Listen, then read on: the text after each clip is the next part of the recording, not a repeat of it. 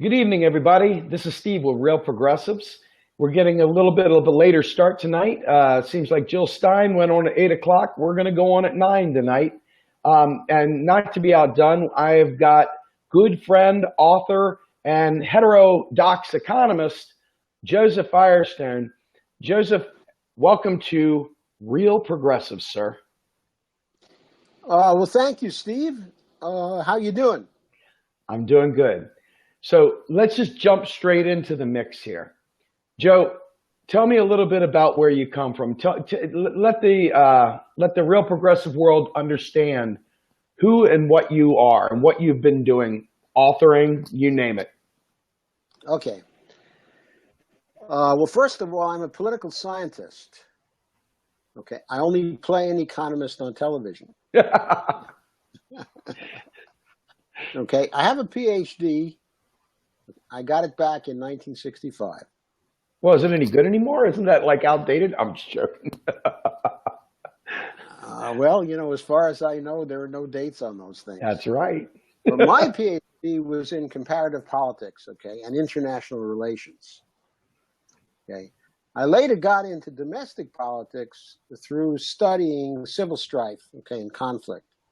And I did quantitative and statistical studies, okay, of those things. But at the time, I was in the university.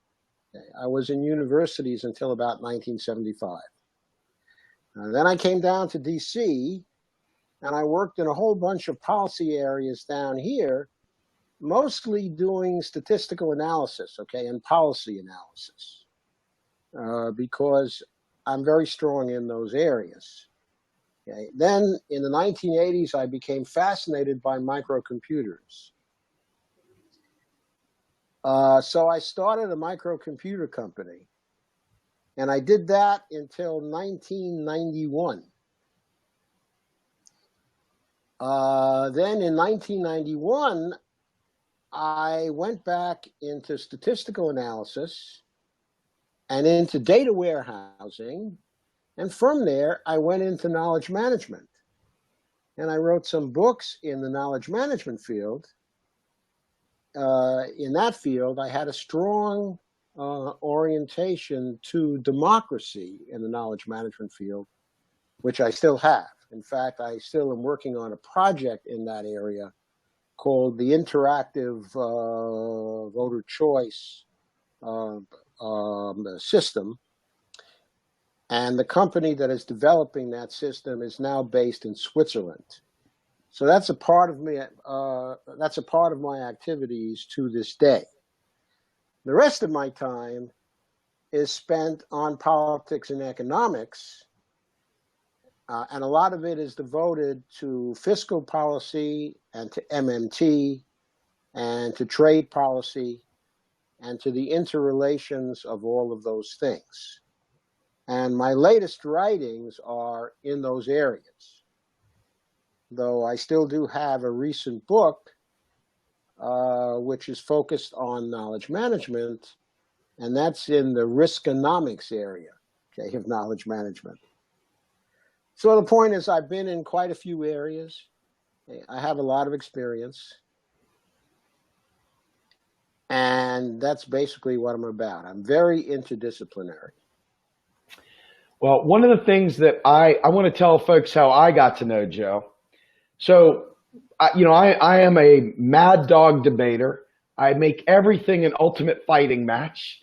And Joe was one of the guys who felt it. When I would talk about this economic stuff is not meant to be in the academia, it's meant to be acted upon.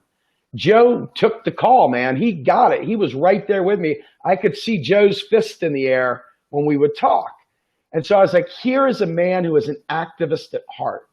And so my relationship to Joe was, here's the guy that's going to spit fire because he means what he's saying. He's not just talking about it. This is not just some academic exercise. He wants to change the world. He feels it. He means it. He loves it. And that's why I feel such a strong pull to Joe Firestone. Just so you understand, Joe, that's how I see you.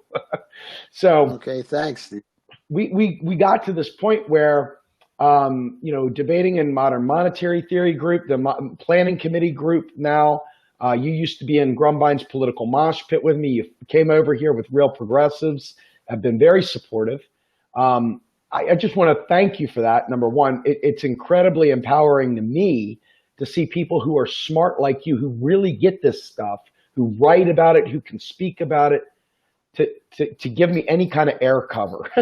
And it really means a lot to me. And so, Well, you are very welcome, Steve, and you've been doing a terrific job. thank you very much, Joe. It means a lot to me. I've been watching it grow. It's very, very exciting. Thank you, sir. So let me ask you a question. I asked Stephanie Kelton this in a Twitter tweet, and I just said to her point blank, I said, do taxes fund spending? And it took her 2 hours to respond to me. And she finally came back with a single word. No. Taxes don't fund spending. And I was like, I felt like, yeah, I just won the Super Bowl, man. Stephanie Kelton finally gave me the one line that said no. But she did provide me with a long JSTOR link that wrote all the very, very technical details behind taxes driving currency adoption, driving the value, driving our economy, basically. So talk to me a little bit, because when I interviewed you last in Washington, D.C., you told me point blank, the most important thing we needed to know was that we are not broke. We can't go insolvent. Talk to us about that for just a minute, Joe. Okay. Well, when the federal government spends, when the Treasury Department spends, okay, let's not be vague and say the federal government as a whole. Let's distinguish the various parts. The congressional appropriations have to be spent by the Treasury Department. They're the agency that actually makes the payments. And the Treasury Department can only make the payments, in other words, can only send orders to the Federal Reserve to mark up accounts when the Treasury Department has reserve credits in its own accounts. Okay? So there are different ways in which it gets those credits, but all the ways come through the Federal Reserve, because the Federal Reserve is the sole agency that has the congressional power to create the reserves, to mark up the Treasury spreadsheet with credits. Okay, so how does the Federal Reserve get to mark up the Treasury spreadsheets? Well, it has to get some messages that it is legal to get to allow it to mark up those particular spreadsheets. One sort of message, okay, that it can get is that there have been tax payments made to the Treasury Department, but to the federal government. Now, the Federal Reserve knows that when the tax payments are made, the money is destroyed in making those particular tax payments. Okay, but nevertheless, because those tax payments were made, the Federal Reserve has received a message. It has received a legal message that it has the legal authority to create entirely new money, entirely new credits in the Treasury accounts. There are certain Treasury accounts which are tax and loan accounts, okay? And it can mark up the tax and loan accounts because it has the message that a certain amount of money was destroyed when the taxes were paid. So then it has the authority to credit the tax and loan accounts. Okay, now a second way that it has to get a message, okay, is when there is an auction of treasury bonds and money is paid for the treasury debt instruments, that money again gets destroyed by the Fed, but the very destruction of that money constitutes the authority the Fed needs to mark up the treasury tax and loan accounts. Now, the conservatives, the Petersonians of the world, the austerity people, want us to believe that the only messages which the Fed can get,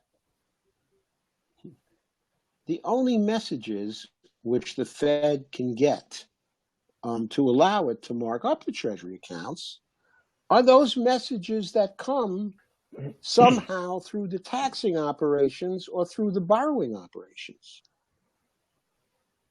But that is not true. There are other ways for messages to get sent to the Fed to authorize the Fed to mark up the treasury accounts. The most important of these is the creation of coins by the federal government,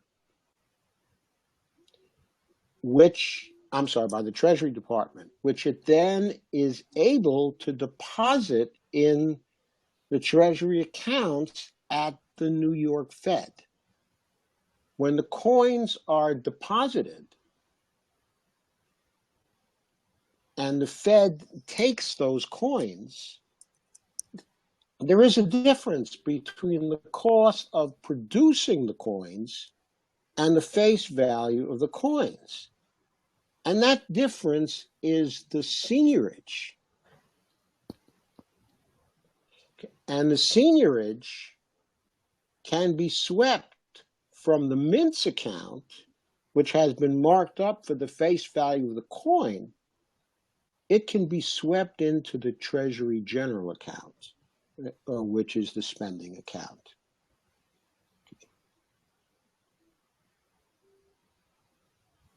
Okay, so do you have something you'd like to ask now? No, I just want you to look at the camera. You're looking over at me. Okay, I'm sorry. That's how I was trying to be slick about it. Talk to somebody. Got to talk to somebody.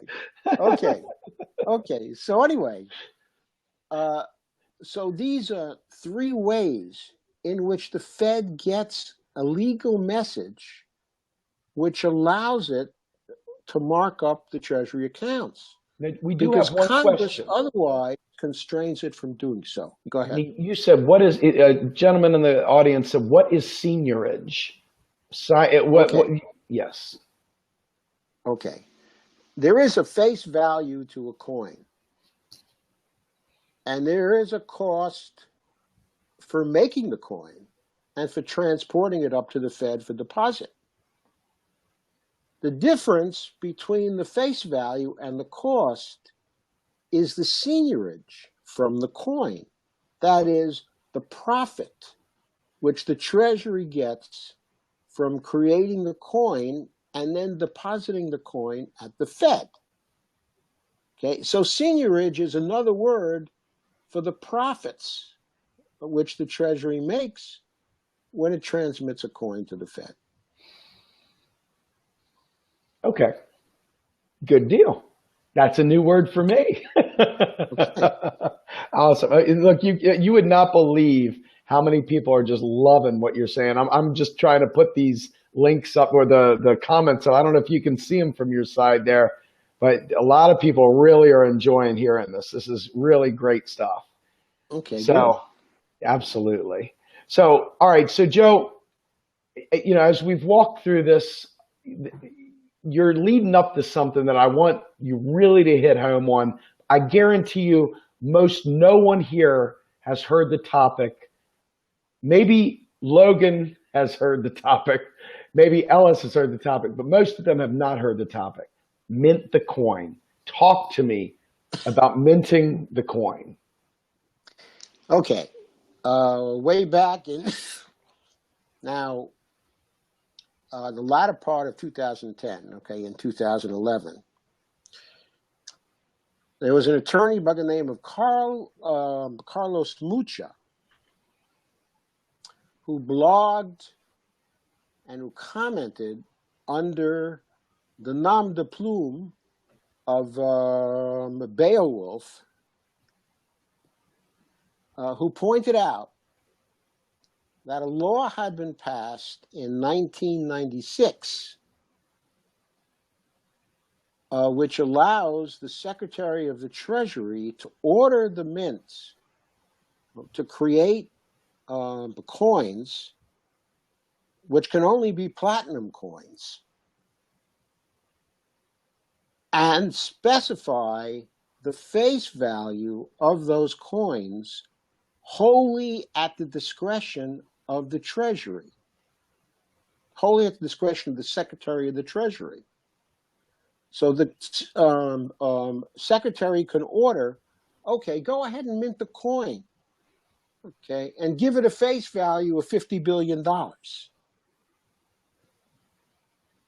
Okay, and then the mint has the authority, in fact is mandated, to create such a coin. It doesn't have to be $50 billion, could be $10 billion, could be $5,000, could be $100 billion, could be $1 trillion. And so the meme of the $1 trillion coin was born in the latter part of 2010 and the early part of 2011. For a while, the idea of the $1 trillion coin hung around and was discussed only by a relatively small group of people. Then in the summer of 2011, the debt ceiling crisis hit, where the Republicans were holding the government hostage because they would not increase the debt ceiling. They had appropriated funds already, and they'd appropriated a sufficient amount that there was going to be deficit spending. But it would not allow the Treasury Department to exceed the debt limit. And so the administration was trying to get the Congress to raise the debt limit so the Treasury could spend its appropriations, which Congress had already voted. And the Republicans were using this as a bargaining chip to try to force certain spending cuts on the Democrats. The question was, how can the Democrats get around this? Did they really have to float any new debt? And so then people started to think about, well, maybe the $1 trillion coin is a way around this. Secretary of the Treasury could order the minting of a $1 trillion coin, okay, and then they could take it up to the Fed, deposit it in the Fed, and lo and behold, there would soon be another $1 trillion in the Treasury account. And then it could go ahead and spend the appropriations and continue to roll over the debt. And this became a very popular idea during the summer of 2011.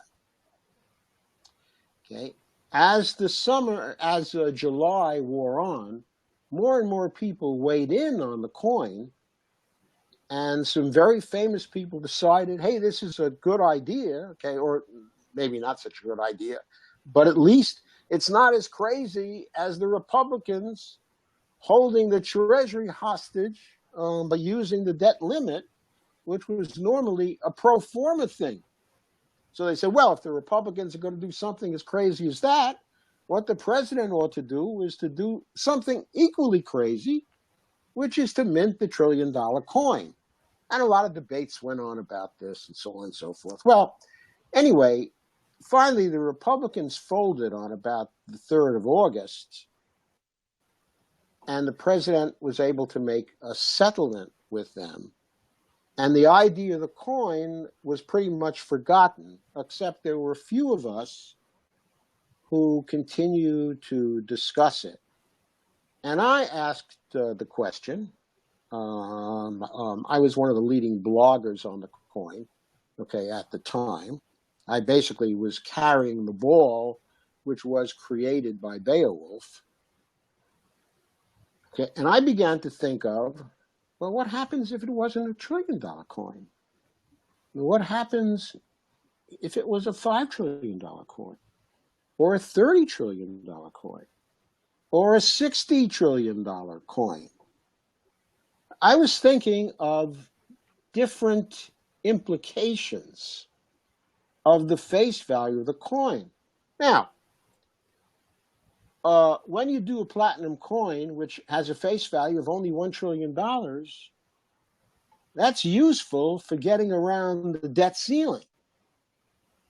Indeed.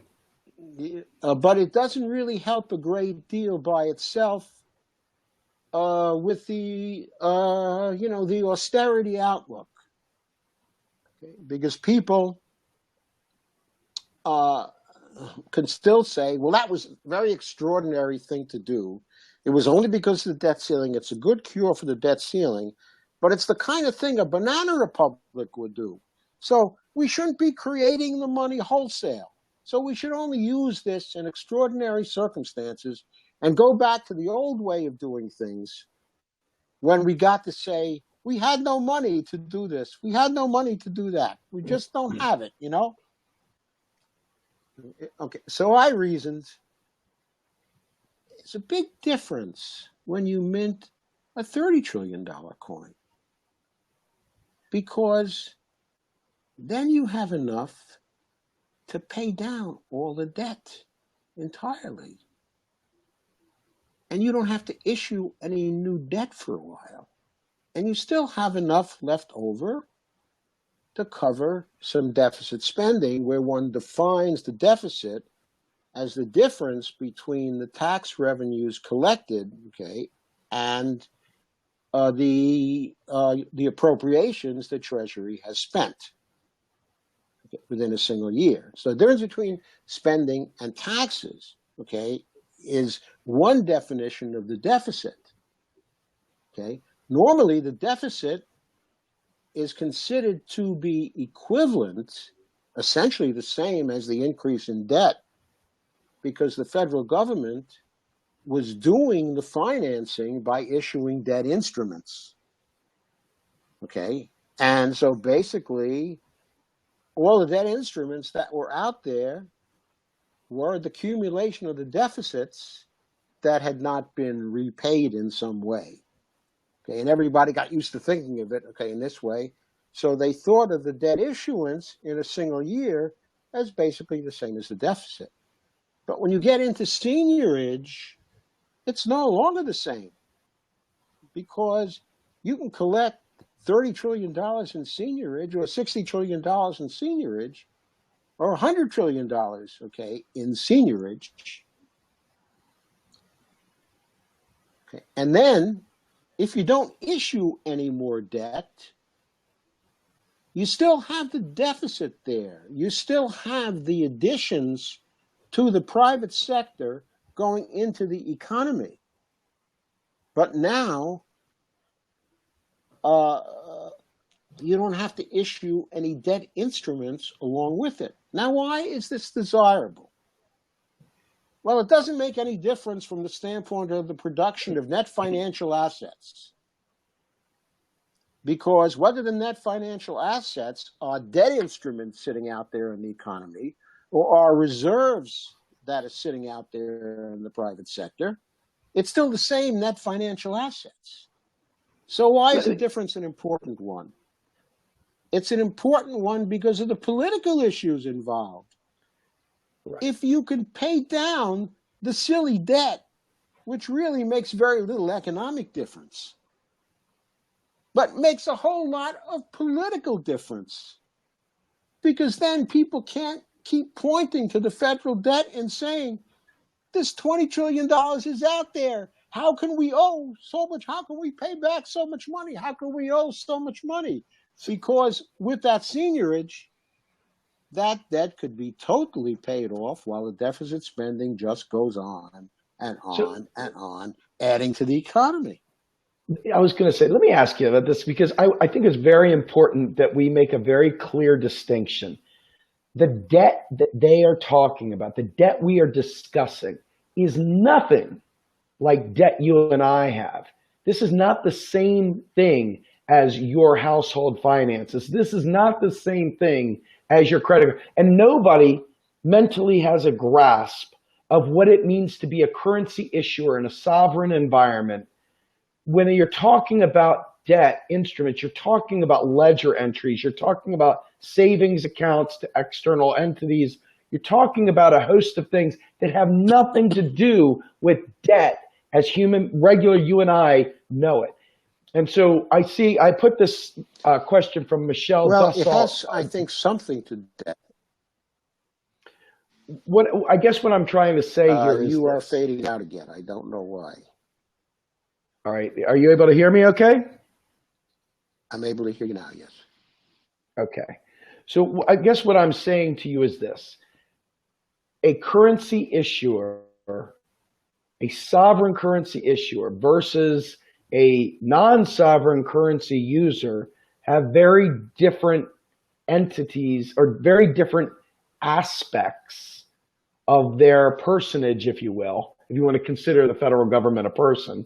But as an entity, the concept is a different construct. You and I, when we talk about our limit, when I write a check, if it bounces at the bank, then I'm screwed.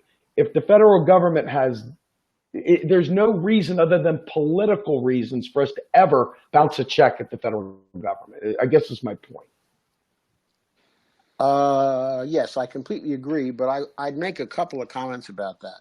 Okay, the first comment about it, is that a federal debt instrument is similar in some ways to a private debt instrument. Specifically, when you go to a bank and you buy a CD from a bank,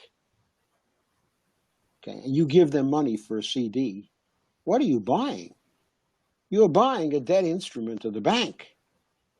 Okay, now, of course, we think it's fine for banks to sell a lot of CDs.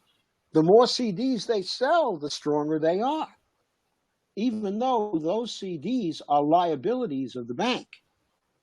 Okay, so CDs in that way are similar to debt instruments, which are liabilities of the federal government, which the federal government has to pay back according to the 14th Amendment.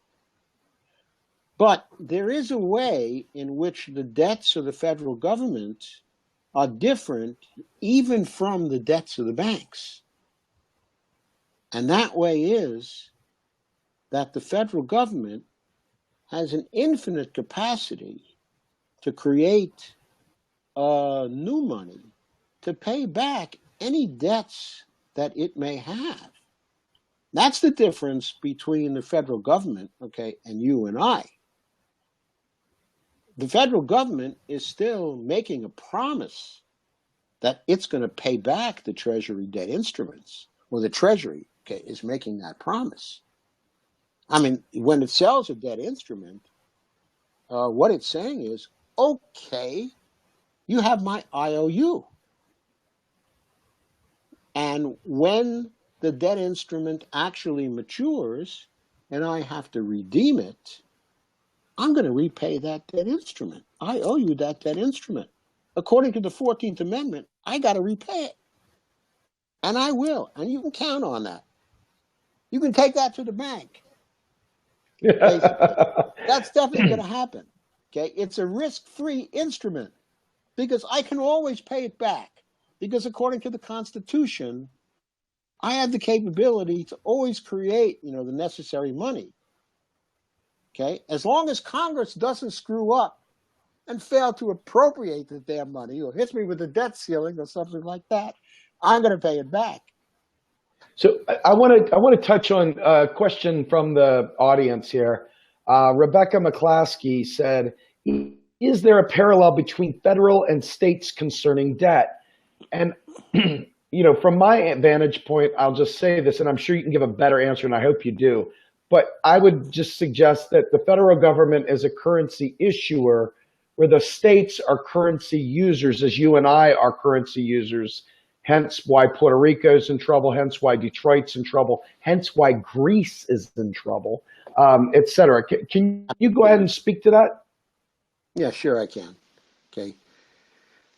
The states are not able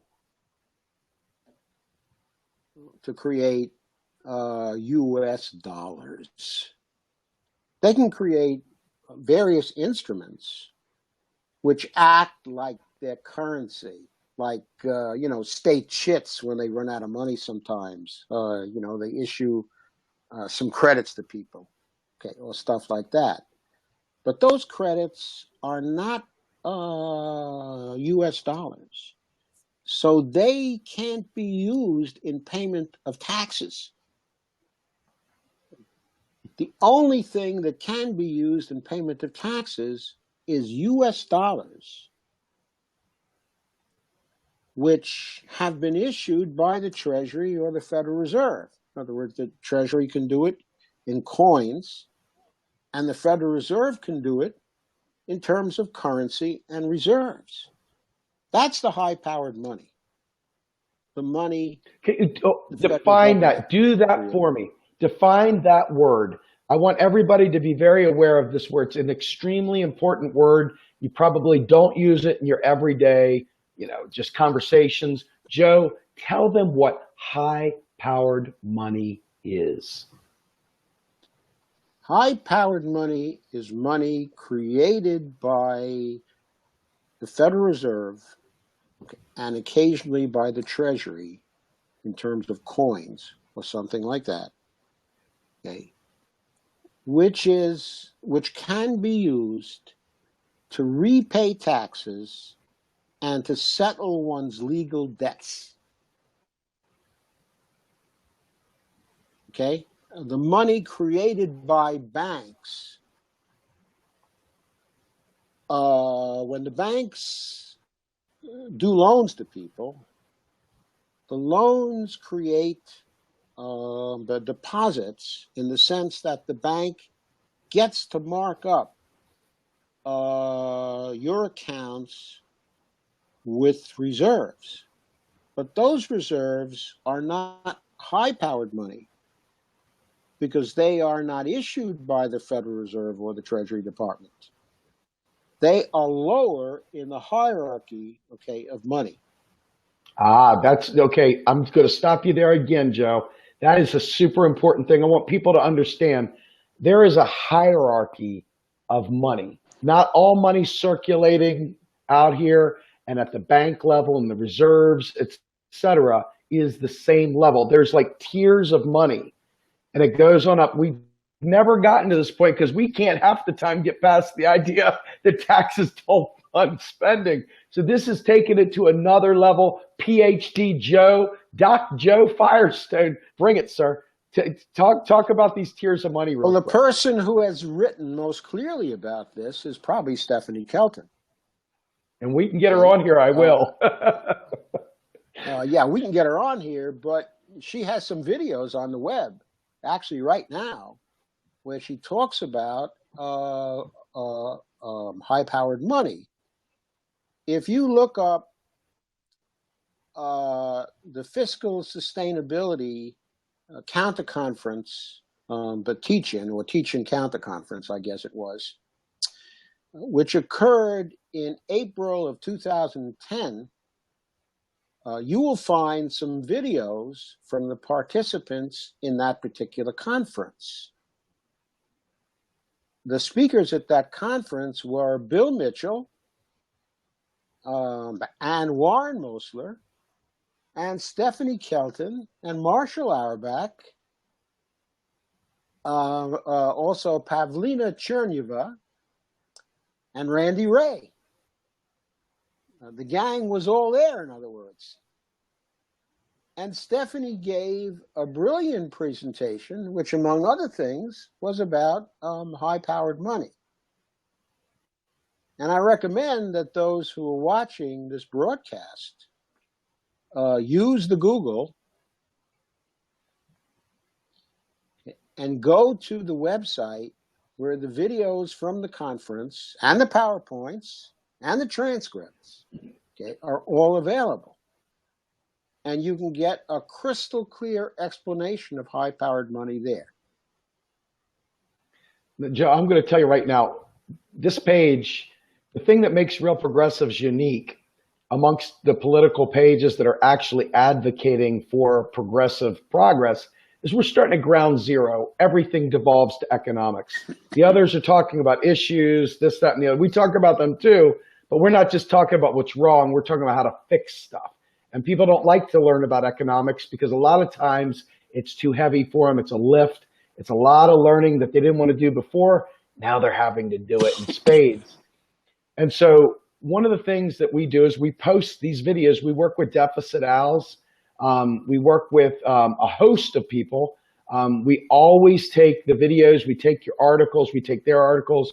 When you look at the long laundry list of people I point to, your name is definitely in there. We're just constantly throwing this stuff out there. Unfortunately, a lot of people, I don't know if they're afraid to get into the discussion, if they're afraid to read it because they're afraid it'll go over their heads. I don't know what the answer is, but we're trying really hard. And they do have this. We send this stuff out on a daily basis around the clock to try and make people understand, because we've got a lot of conspiracy nonsense out there, a lot of stuff, a lot of progress derailing people that we just, it is mind numbing to see the people that call themselves progressives, but are out there actively talking austerity, talking about we can't do nice things for people because we got to get rid of the debt. We got to raise taxes. We got to do this. We got to do that. And they don't understand that, no, we can spend today. We must spend today because we have an incredible bad, when we're looking at the sectoral balances as they stand today, we're a net importer. We have tons and tons of private debt, starting with student loan debt, amongst the housing debt as well. And then on top of it, our government is still dealing with the old sequestration level cuts. I know. So we are choking at all ends. Can you talk a little bit about sectoral balances and where we are today, and why we need to stop championing? I mean, how many Democrats have you seen stupidly brag about Obama reducing the deficit, or stupidly talk about Bill Clinton being a hero for balancing the budget and creating a surplus? I mean, this is the stuff that we need to disabuse if I had our a nickel listeners for of. each one, I'd be a very rich guy today. Amen. Absolutely. It is maybe the most infuriating thing to watch so-called progressives, so-called Democrats, so-called lefties championing austerity, championing economic suicide. And it makes me, I mean, seriously, I drop the elbow of truth. I do all this stuff trying to make it fun, but I can't get it through their heads. We need to spend like insane right now because the tub is so low. I mean, anyway, I want you to tell the story. I'll let you be the talker here. Okay, let's do some sectoral balances. Let's sort of explain them from ground zero, essentially. First, take a time period. Okay, let's say 1 year. Okay, within a one fiscal year time period, divide the economy into three sectors. There's the government sector, there's the private sector, and there's the foreign sector. Okay? So there are only three sectors. Now, within any given time period, say a year, there is money flowing from one sector to the other two. There are flows going back and forth. The government sends dollars into the private sector. The private sector makes tax payments to the government or buys debt instruments. Okay? So money flows from private sector into the government sector, and money flows from the government sector to the private sector. The private sector imports goods from the foreign sector. So when it imports goods from the foreign sector, it sends dollars to the foreign sector. When the foreign sector buys something from the United States, from the businesses here, then it sends money to the United States. So there are these flows of money going back and forth all through the period, okay, of time. Now take the flows of money, all the transactions, okay, that are made, and total them all up. Now that's a pie. That's a pie of transactions. Okay? Look at the situation at the start of each year, and look at the situation at the end of each year. Each one of the sectors will either be sending more money to another sector than it takes in, or will be receiving more money from another sector than it takes in. There is a balance between what it takes in and what it sends out. Now, just because of the way I define this, in terms of there being three sectors, and in terms of there being a pie with a total amount of the flows of money in it, okay, it follows that the balance of the government sector plus the balance of the private sector plus the balance of the foreign sector will be equal to zero, because the positive flows going from one sector to another sector will be balanced by the negative flows going backwards. So, for example, okay, let us say, as we know happens these days all the time, we say we're running a trade deficit. What does a trade deficit actually mean? It means the foreign sector has a positive balance. It is getting more dollars from people in the United States than it is sending back to the United States. So the foreign sector has a positive balance. Let's say in the example, okay, I'm going to put now, that it's 3% of GDP, okay, that's involved, just as a ratio, okay, GDP. So the foreign sector has a plus, okay, of 3%. Okay, now let's say we want the private sector to be able to save money during a particular year, to have an increase in its net financial assets. Okay? So then, the private sector might, for example, wish to save, say, 5%.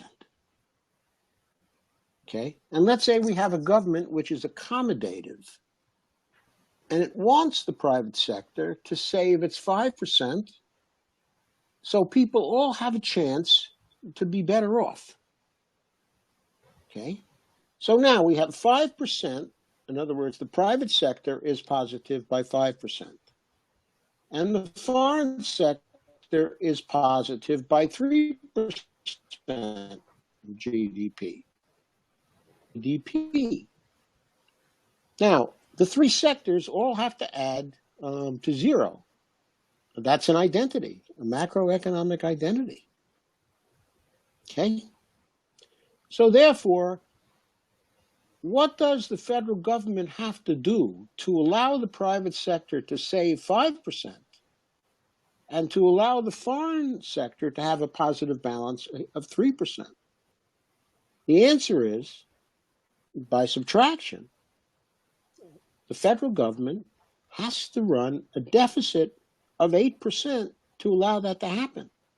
Let's say the federal government decides, I'm only going to run a deficit of 3%.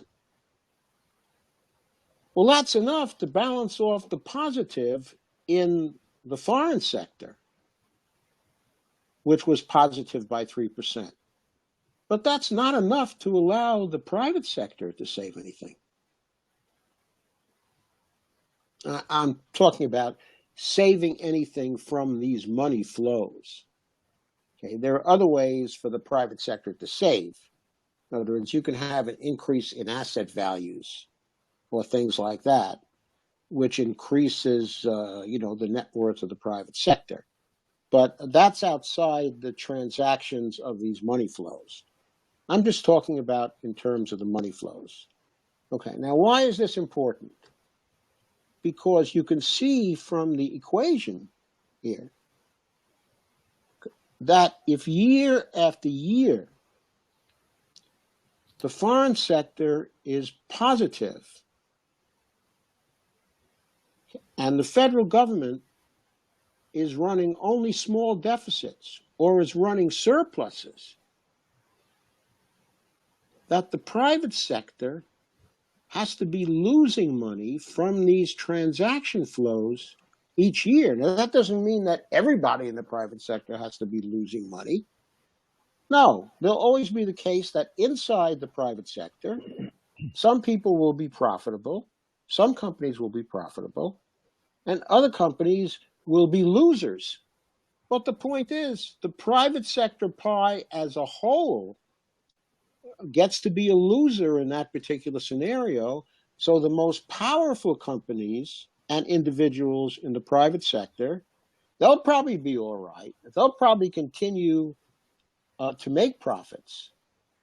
But the people that don't have much economic power in the private sector are going to be getting poorer and poorer with each passing year, or will be going more and more into debt with each passing year. Now, they don't always look like poor.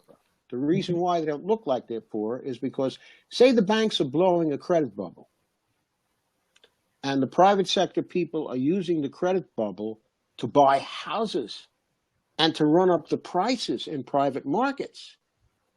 It looks like the net worth of those individuals is really increasing like crazy until the bubble bursts and the crash comes, and suddenly 40% of the real estate value is gone and everybody's poor. Okay, so you can't just look at the paper values in the private sector. You have to have a sense for the dynamics of it and what's likely to happen over time.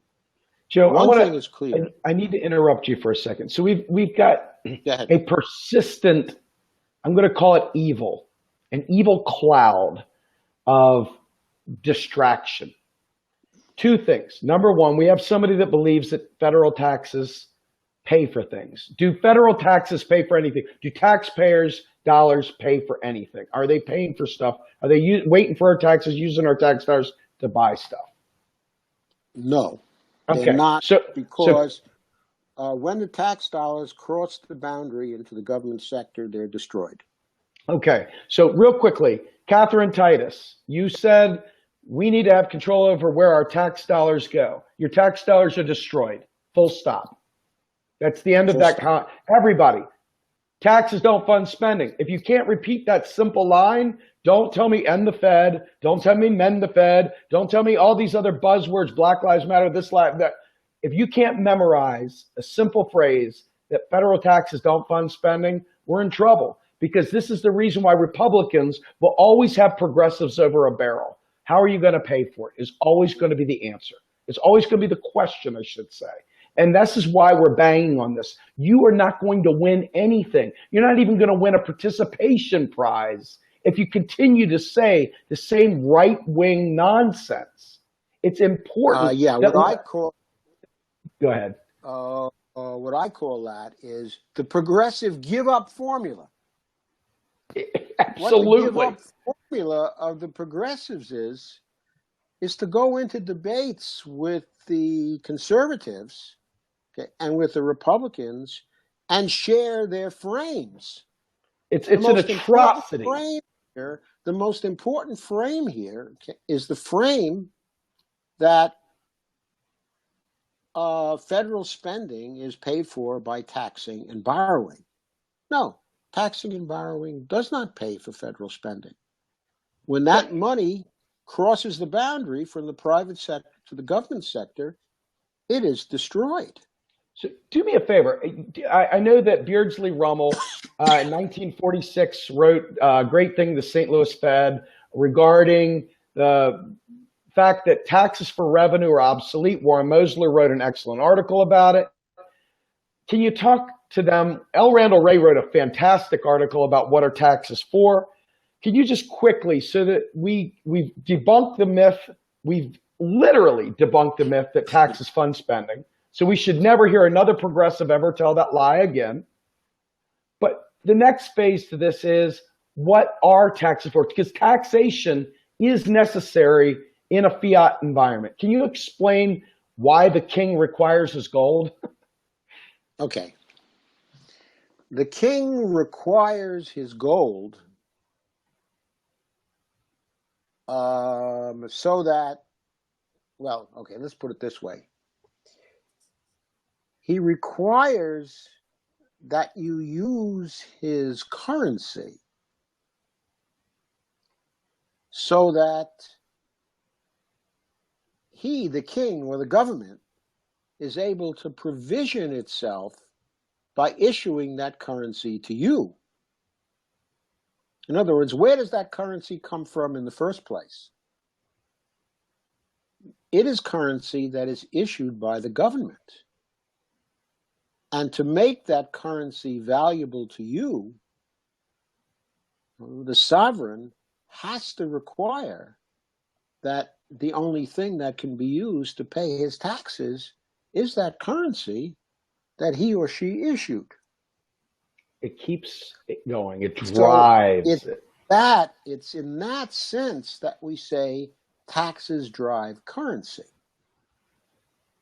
Taxes drive the value of currency, because if we didn't have to pay taxes in terms of the currency, one of the primary reasons for using the currency, in fact, the ground foundational reason for using the currency, would be gone, would not exist. The original reason for using the currency was to pay the king's taxes that he required you to use the currency for. Now, I've heard that the reason why these entities create a currency to begin with, what originated was, hey, how do I get Joe Firestone to do X activity for the public purpose or for my purpose if I don't provide something that has to be paid back? If I don't provide, so currency in and of itself was used in this way to get people to do something for something. I need you to do something. The only way to make it worth something is to tax it. Now you've got to have this, and that's what you probably have a more eloquent way of saying that.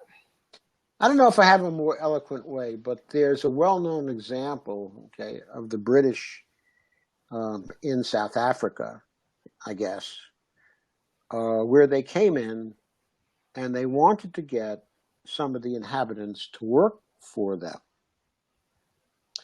Okay, and of course they offered them some currency, and the inhabitants thought, I don't need this currency. Why do I need this currency? So they would not provision the British with services. So what the British did to get around this was to say to the natives, we are imposing a hut tax. you have to use our currency to pay the HUD tax. And if you do not pay the HUD tax, we're going to come and burn your hut to the ground.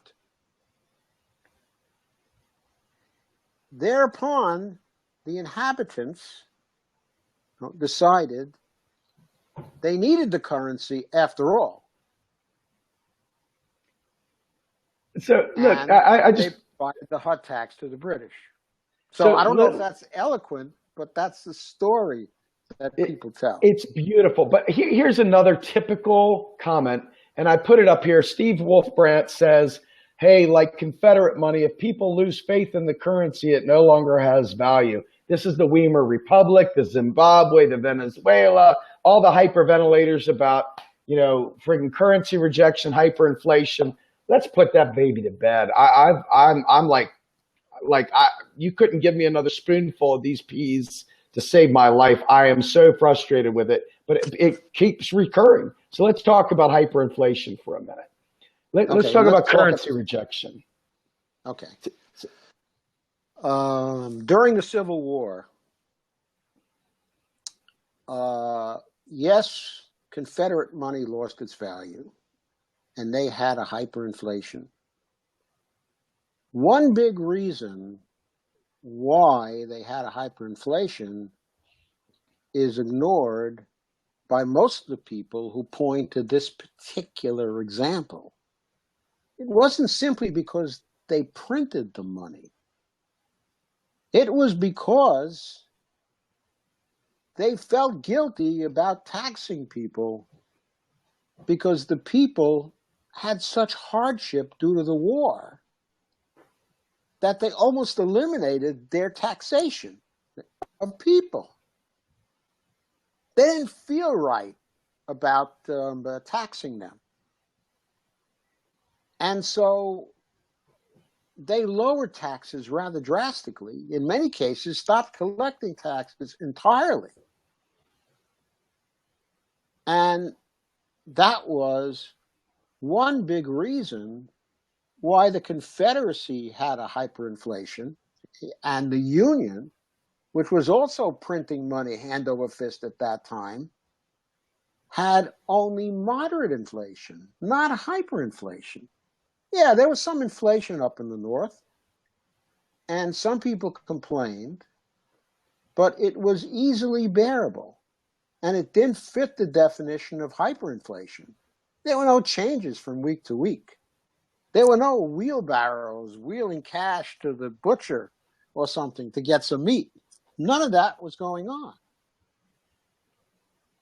And the US dollar retained its value pretty well during the war, whereas the Confederate dollar did not.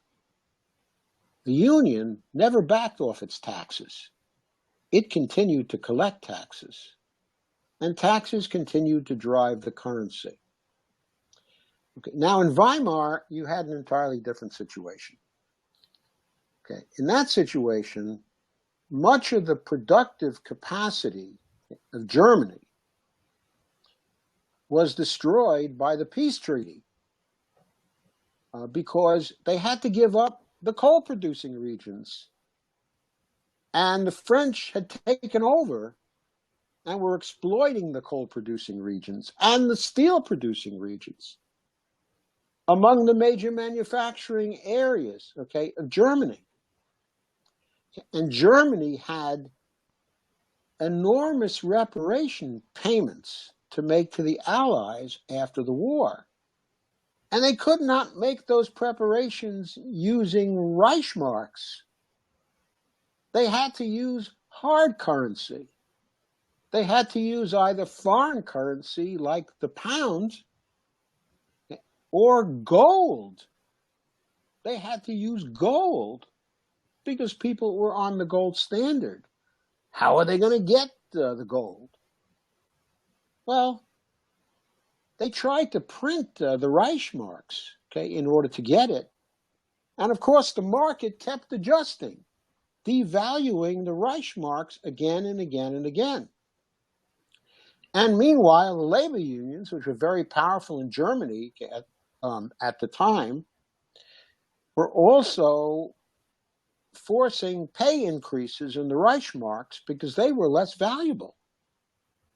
So you had that also driving the hyperinflation. So it got out of control and became a truly ruinous type of situation.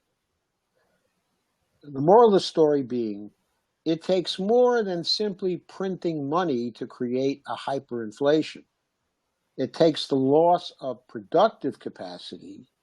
It takes foreign debt in a currency you don't have control over. Okay. And it takes general destruction of the productive base of a country.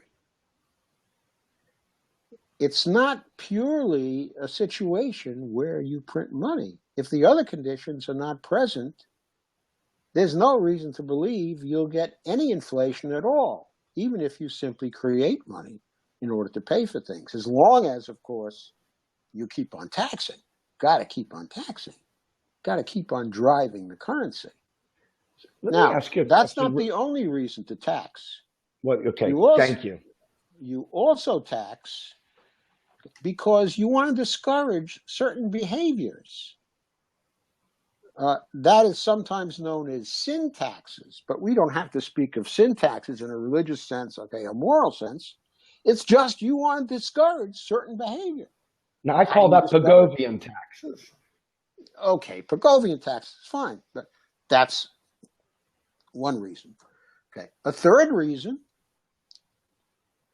is because you're concerned about equality and you want to level.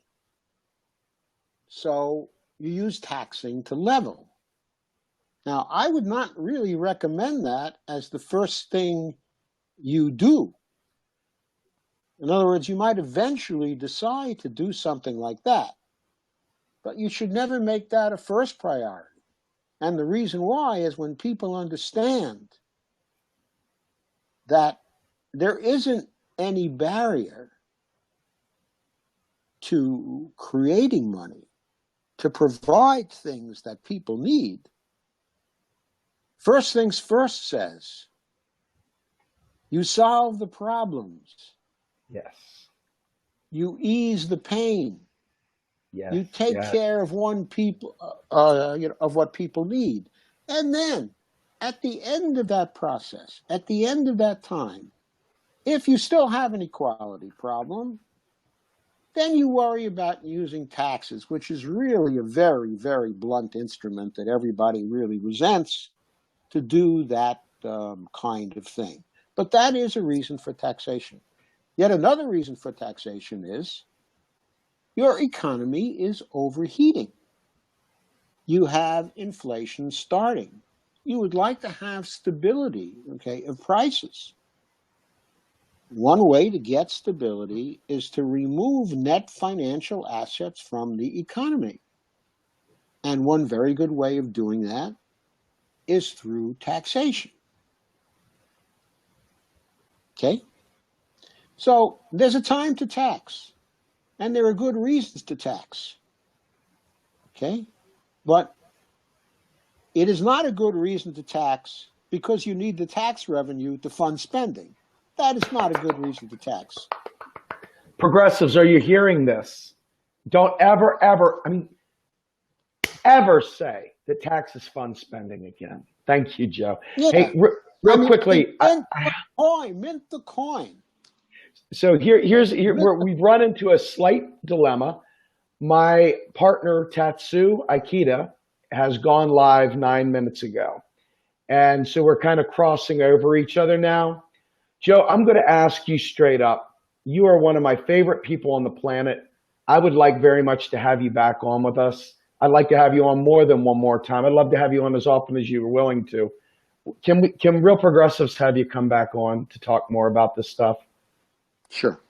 Oh, I obviously enjoy talking about this stuff. Okay, and you can have me on anytime to talk about. Oh, that's beautiful. And now that we know how to do this, now that we got this down, man, I want to have you back on, Joe. And I will be in touch offline we'll set up some return times. Folks, if we didn't answer your questions this time, trust me, we'll get them next time. I have Ellis Winningham with me always on Sunday nights. Tomorrow night, you'll have me with Daniel Curcio of the Equality Coalition. Monday night of next week, I'll have Arn Menconi joining me to talk about his run as a Senate candidate in Colorado and the latest goings on around the world. And with that, I want to say one more thing, and this is a big announcement for me. For those of you guys who have been following Bernie Sanders and Jill Stein and the election, we're going to have a Wednesday spot with Mike Sionato beginning next Wednesday. He's going to be with me every Wednesday night at 8 p.m. Very excited to have him join us as well. Joe, thank you so much, sir. I can't wait to have you back on. You are a true gentleman, scholar, and wonderful human being. Okay, a pleasure, Steve. All right, folks. I really enjoyed it, and thank you very much. All right, very good. All right, folks, thank you so much. Have a great night. This is Steve and Joe saying, howdy. Okay, bye, Steve. Bye-bye.